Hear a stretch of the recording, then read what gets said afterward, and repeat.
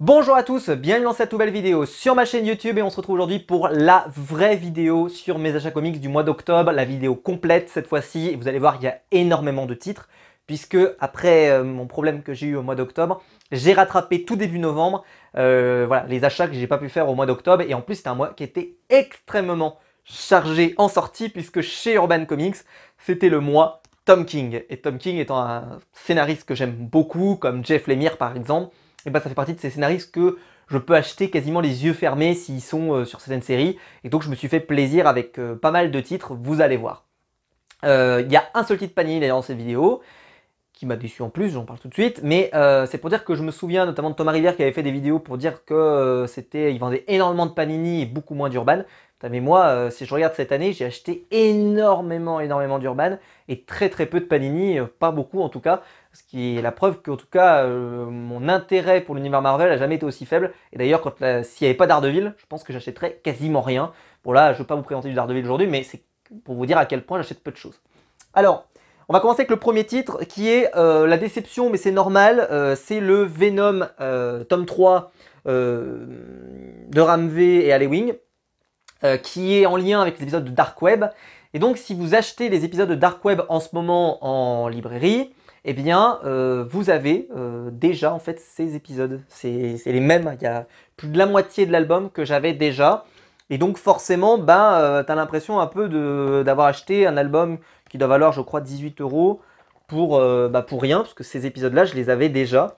Et le reste de l'épisode, le reste de l'album est pas supra intéressant. Bon, c'était pas non plus nul, mais voilà.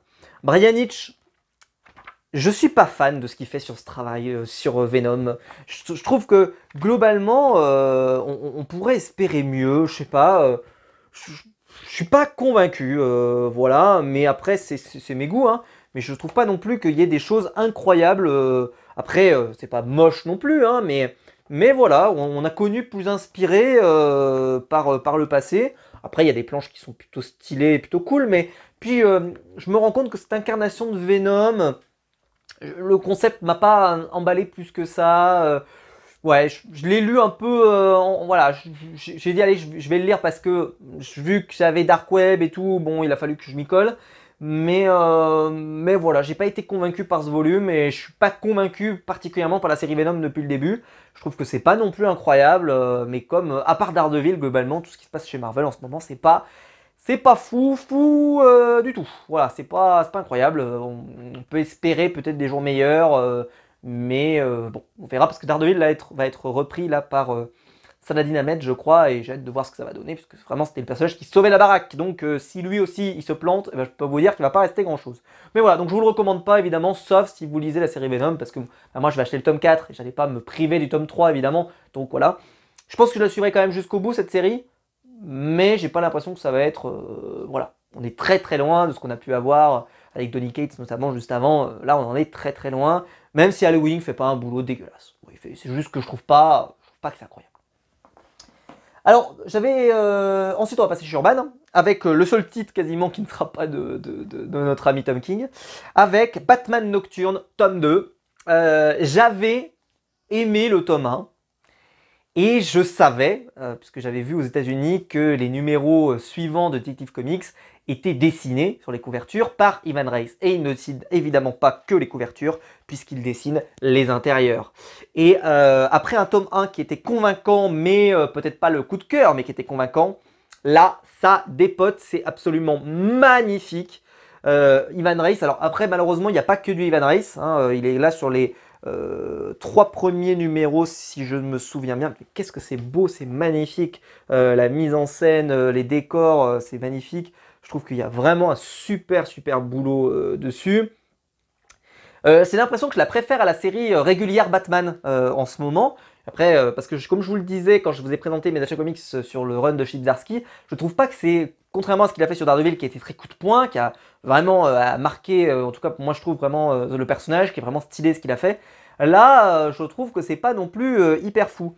Et vous voyez, on peut passer à des planches comme ça, qui sont quand même beaucoup moins bien. Là, par exemple, qui c'est qui dessine? Je vais vous dire ça tout de suite. C'est un certain... Alors déjà, c'est même plus lui, c'est Simon Spurrier au scénario. Et au dessin, c'est Hayden Sherman. Ah oui, mais c'est pour les backups. Bon, ok. Oui, les backups n'étaient pas super intéressantes. Je cherche... voilà, là, par exemple, on est de retour sur du Ivan Reis. Et c'est tout de suite un peu plus sympa. Je vais vous montrer, il y avait une planche qui était magnifique avec Mr. Freeze, mais j'arriverai pas à vous la retrouver aujourd'hui. Non, bon, c'est pas très grave. En tout cas, les backups sont pas, c'est pas ouf, mais bon, c'est pas très grave. Tac, tac, tac. Bon, ce genre de planches sont pas trop mal, mais c'est vrai que là, ça faisait plaisir d'avoir Ivan Reis, mais j'aurais... Ah voilà, ce genre de planche, par exemple, qu'est-ce que c'est beau. Ça, c'est très très beau, ça c'est du Ivan Reis, mais j'aurais bien aimé vous trouver la planche. Bon, si je la trouve pas, c'est pas très grave, mais ouais, c'est pas celle-là que je cherchais. Oh, voilà. Bon, c'est ce genre de planches-là, par exemple, qui sont plutôt stylées, mais voilà. Bref, en tout cas, j'ai passé un excellent moment à le lire. Ça a été très bien. Je suis ravi. C'est vraiment le deuxième titre que j'ai lu très rapidement. Parce que là, je suis en vacances, j'ai pu les enchaîner assez rapidement. Et donc, je suis très content de pouvoir lire Batman Nocturne. Voilà, très content. Validé par moi. On passe ensuite à le truc dont tout le monde m'a parlé, que je n'ai pas encore lu. Je ne l'ai pas encore lu parce que je l'ai reçu il y a à peu près il y a 5 jours. Au moment où vous verrez cette vidéo, ça fera plus. Mais je l'ai reçu il y a 5 jours. Puisque j'ai reçu Human Target.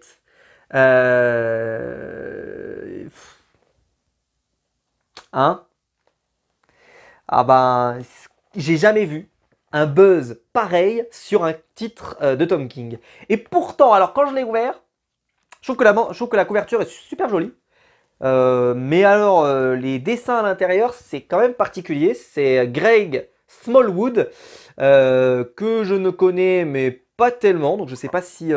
Et c'est très particulier, mais ça m'a l'air sympa. C'est juste que c'est très particulier. Donc je sais un peu de quoi ça parle. C'est quelqu'un en fait dont le nom indique Human Target, qui en fait sert de bouclier humain pour certaines personnes. Et il s'avère qu'il va servir de bouclier humain pour remplacer Lex Luthor. Et Lex Luthor va être, d'après ce que j'ai compris, empoisonné. Et donc il va essayer de comprendre pourquoi c'est lui qui finit empoisonné. Donc qui s'en est pris à Lex Luthor en s'en prenant à lui. Vous voyez l'idée. Donc bon, je pense que ça doit être très intéressant. C'est du Tom King, donc je pense que ça va être très cool. En tout cas, je l'espère. Voilà, je ne l'ai pas encore lu du tout, donc j'en ai entendu extrêmement de bien. J'ai vraiment trouvé que c'était un coup de cœur pour beaucoup de gens. Donc j'espère que ça sera bien. Je ne l'ai pas encore lu. Voilà, parce que vu que le pavé était assez énorme, par rapport aux deux autres que je vous ai montré, vous voyez, où ça peut se lire assez rapidement, là je me suis quand même dit, là si tu veux te le descendre, attends quand même voilà, un moment un peu plus propice. Et donc là voilà, j'ai pas pu. En fait j'aurais aimé me le faire hier, mais j'étais trop pris personnellement. Ensuite, le titre qui, je le sais, avait extrêmement bonne presse quand il est arrivé. Et moi, vous le savez certainement, j'ai envie de lire une série qui s'appelle Gotham Central. Je veux l'acheter, je vais essayer de l'acheter là pour Noël, je vais essayer de me mettre, même si je dois acheter des intégrales d'Invincible, donc je vais voir ce que je fais. Mais bon, on va voir. Et en tout cas, arrive un titre qui m'a tout de suite interpellé et m'a attiré. J'étais sûr de le prendre. Alors que Human Target, je ne sais pas si j'allais le prendre en vrai. Mais quand j'ai vu qu'il y avait tellement de critiques dithyrambiques, j'ai dit il faut que je le prenne. Alors que celui-là, c'était sûr et certain que je le prenais. C'était Gotham City, année 1, avec donc Tom King toujours au scénario et Phil Lester au dessin. Phil Lester dont je crois que je n'ai jamais vu un travail avant ça. Et c'est la troisième BD que j'ai lue. Après le reste, je vous le dis tout de suite, rien n'a été lu malheureusement. Puisque celle-ci, en fait, c'est la première par laquelle j'ai commencé. J'ai pris celle-ci, j'ai fait Venom, et après j'ai pris le troisième, avec Batman de Ram V. Déjà, artistiquement parlant, c'est plutôt sympa. Je sais que par exemple sur Gotham Central, ça sera pas forcément le cas. Il y aura je sais que voilà, il y a des planches qui sont un peu plus... Enfin, c'est un dessin un peu vertigo, un peu dans le style. Là, vous le savez, je suis très attaché aux couleurs, et justement, ça m'a beaucoup marqué. Alors...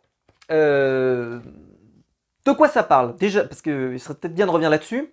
Ça revient sur comment Gotham City, comment je peux dire ça, a sombré dans la pègre, la violence, etc., etc. Je l'ai déchiré. Oh là là là là là là là là là là. Chaque page, c'est ah oui, cette planche-là, mais comme elle était incroyable, j'étais pas prêt quoi. Je vais vous montrer, il y avait une autre planche qui était folle. Et en fait, donc, vous attendez pas hein, à voir du Batman là-dedans, parce que c'est pas le but, hein, c'est pas du tout le projet. Là, on est vraiment sur un comics qui veut te raconter des histoires bien avant. Et je vais vous montrer par exemple, je trouve qu'on oscille dans les couleurs, on oscille dans, il y a une atmosphère, vous savez, très polar, très film des années 80, années 70, même avant, enfin voilà, c'est très stylé. Je me suis régalé à le lire. Euh, comment dire? En plus, je trouve que le personnage principal est hyper attachant, tu vois, et le voir vivre dans cette ville et tout, c'est hyper stylé, c'est hyper sympa, c'est sans concession, c'est non vraiment un coup de cœur. J'adore cette planche, qu'est-ce qu'elle est belle. Mais voilà, la couverture est incroyable. Alors, dommage parce que la couverture est incroyable et je trouve que dedans c'est pas, tu vois, je trouve que le style est quand même pas ressemblant, mais bon, peu importe. Mais l'important c'est que si jamais quelqu'un le voit en librairie, je pense qu'il va se dire waouh, qu'est-ce que c'est que ce truc? Waouh, il faut que je l'achète. Waouh, ça doit être une folie. Et vraiment, c'est un coup de cœur. C'est peut-être le meilleur comics de l'année. Je réfléchis. Je réfléchis. Il y a Daredevil. Oui, il y a Daredevil, donc c'est compliqué. Mais franchement, c'est vraiment extraordinaire. Achetez-le, voilà, ça peut faire une super idée cadeau à des gens qui adorent les polars par exemple, ou qui adorent vous savez, les séries sur la pègre, les trucs un peu avec la mafia, un peu machin. Je pense que ça c'est un truc parce que il n'y a pas vraiment Batman là-dedans, tu vois, il n'y a pas Batman, c'est juste qu'on sait que c'est dans l'univers Batman, mais il n'y a pas Batman. Par exemple, si vous connaissez des gens, je sais pas moi, qui aimaient bien la série Gotham par exemple, ou choses comme ça, même si Gotham c'est un cas particulier parce qu'il y a quand même Bruce Wayne à l'intérieur, là c'est pas le cas, mais qu'est-ce que c'était plaisant, vraiment un coup de cœur. Coup de cœur de la semaine, de très très loin.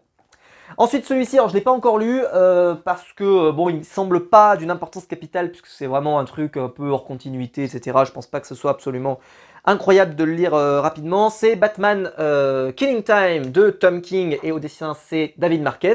Donc ça va être très beau, je le sais.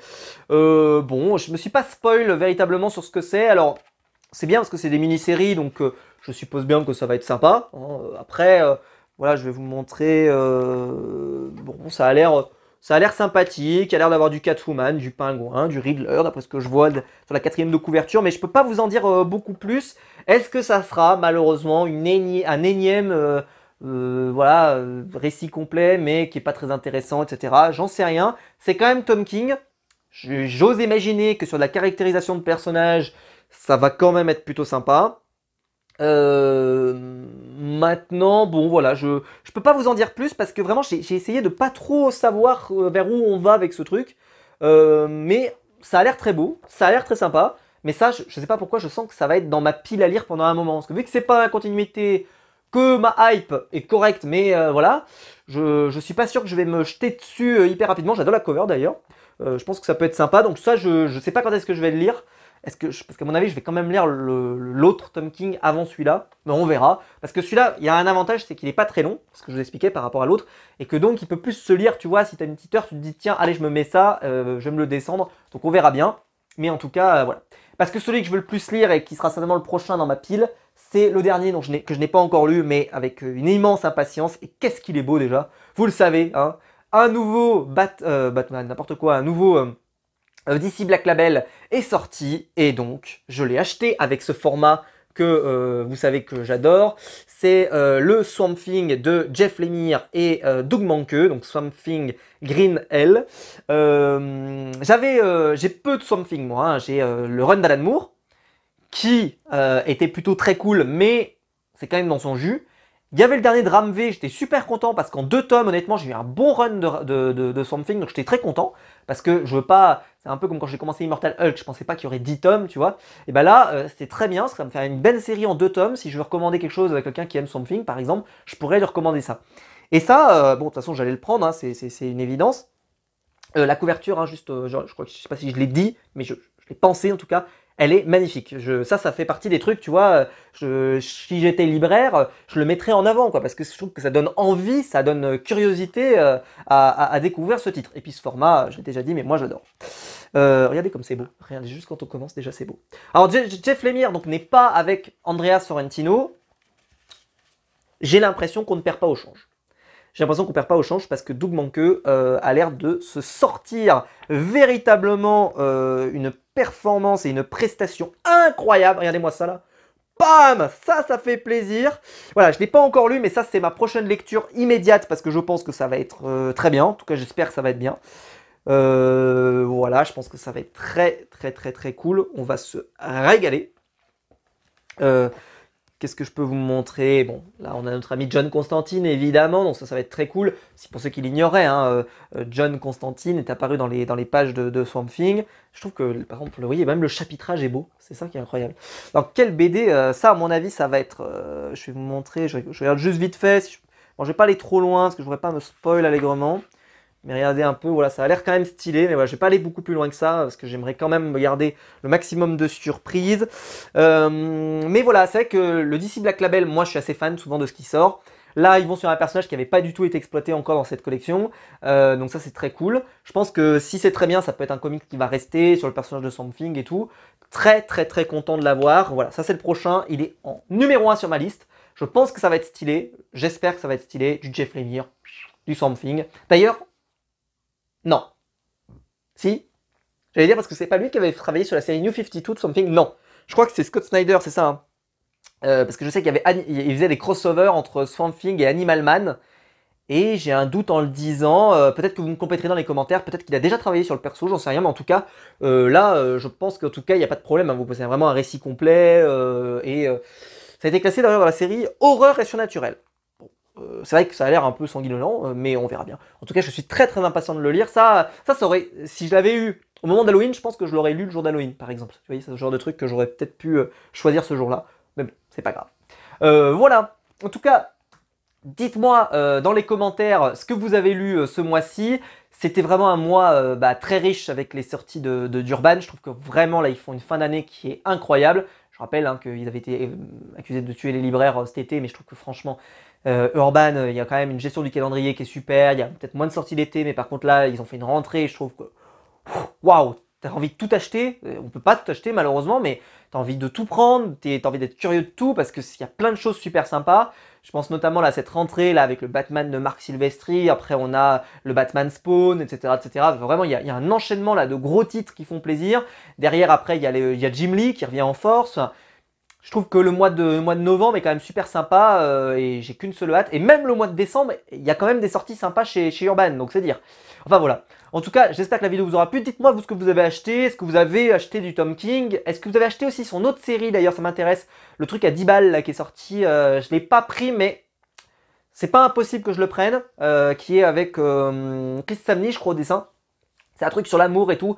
C'est pour ça que je l'ai barré, parce que je trouve que le speech m'a pas intéressé. Tu vois, j'ai juste regardé un peu de quoi ça parlait, j'ai dit ah, ouais, je suis pas suffisamment fan de Chris Samney pour vraiment me dire allez, ça justifie l'achat. Mais dites-moi dans les commentaires si vous l'avez lu parce que ça m'intéresse. Ça s'appelle Love, je sais plus quoi. Bon, on verra. Peut-être que vous le verrez le mois prochain d'ailleurs, parce que j'aurais été convaincu par quelqu'un de l'acheter. Mais dites-moi ça dans les commentaires. Voilà, j'espère que la vidéo vous aura plu. On se retrouve très vite pour plein de vidéos sur ma chaîne YouTube. Ciao!